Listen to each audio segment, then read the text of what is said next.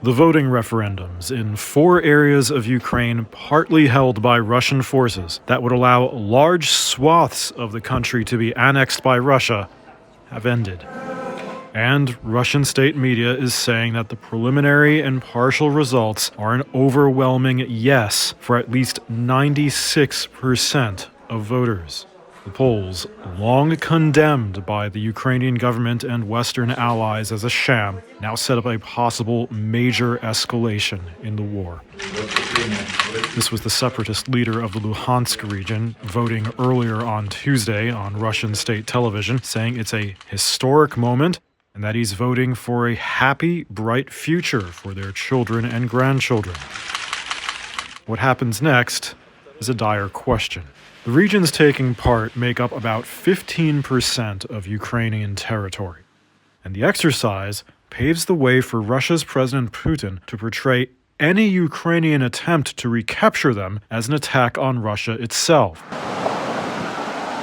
Also, just hours before polls closed, one of President Putin's allies issued a stark new prediction and warning over the use of nuclear weapons in the conflict. That if Russia did use a nuclear weapon, that NATO would be too afraid to respond with their own, and that NATO would still not directly enter the war either. The comments were made by Russia's former president and now deputy chair of its Security Council, Dmitry Medvedev. In a post on Telegram, he wrote, quote, "The demagogues across the ocean and in Europe are not going to die in a nuclear apocalypse."